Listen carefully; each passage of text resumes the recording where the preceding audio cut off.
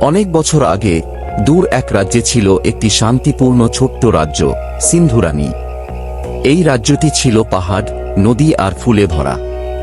এই রাজ্যের রাজা ছিলেন ন্যায়বান, আর তার একমাত্র কন্যা ছিল রাজকুমারী মেঘলা। মেঘলা শুধু রাজ্যজোড়া সৌন্দর্যের জন্য নয়, বরং তার হৃদয়ের কোমলতা ও মায়ের জন্য সবাই তাকে ভালোবাসত। একদিন রাজ্যের সবচেয়ে প্রাচীন ও জ্ঞানী বৃদ্ধা ভবিষ্যৎবাণী করলেন, যদি রাজ্যকে সত্যিকারের সুখ ও শান্তি দিতে চাও, তবে রাজকুমারীকে মুক্তার গাছ খুঁজে বের করতে হবে। ওই গাছে একমাত্র মুক্তার ফুল ফোটে, যা দিয়ে হৃদয়ের অন্ধকার দূর হয়। রাজা চিন্তিত হয়ে পড়লেন। তিনি অনেক সৈন্য পাঠালেন, কিন্তু কেউই সেই গাছের খোঁজ পেল না। একদিন মেঘলা নিজেই সিদ্ধান্ত নিল, সে নিজে যাবে গাছ খুঁজতে। রাজা প্রথমে মানা করলেন, কিন্তু মেয়ে দৃঢ়তা রেখে রাজি হলেন। রাজকুমারী একমাত্র সঙ্গী হিসেবে নিল তার প্রিয় টিয়া পাখি চন্দনকে। পথে পথে তারা অজস্র বিপদ পার করল। কখনো গহন অরণ্যে দানবদের এড়িয়ে চলতে হয়েছে, কখনো বিশাল নদী পার হতে হয়েছে। একবার তারা এমন এক মরুভূমিতে পড়ল, যেখানে দিনরাত গরম আর শীত একসঙ্গে তাণ্ডব চালায়। চন্দন তার ডানায় বাতাস করে রাজকুমারীর কষ্ট লাঘব করার চেষ্টা করত। একদিন ক্লান্ত হয়ে পড়লে তারা আশ্রয় নেয় এক গুহায়।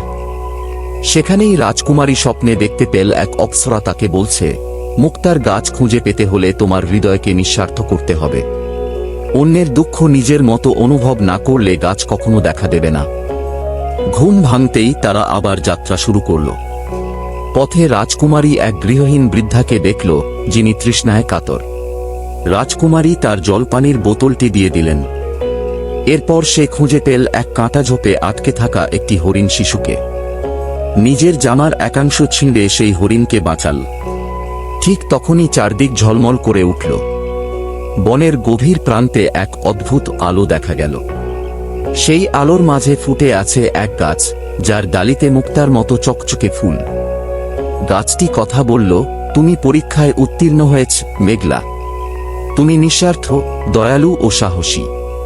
আমি মুক্তার গাছ, এখন থেকে তুমি আমার প্রথম অভিভাবক। মেঘলা একটি ফুল ছিঁড়ে নিল এবং ফিরল রাজ্যে। সেই ফুল থেকে বের হওয়া আলো রাজ্যের সব দুঃখ মুছে দিল। মানুষের হৃদয়ে উদিত হল ভালোবাসা, ঘৃণার বদলে আসল করুণা। রাজা কন্যাকে রাজ্যভার দিলেন, আর মেঘলা রাজ্যকে এক নতুন যুগে প্রবেশ করালেন, যেখানে ভালোবাসা ও সত্য ছিল একমাত্র আইন।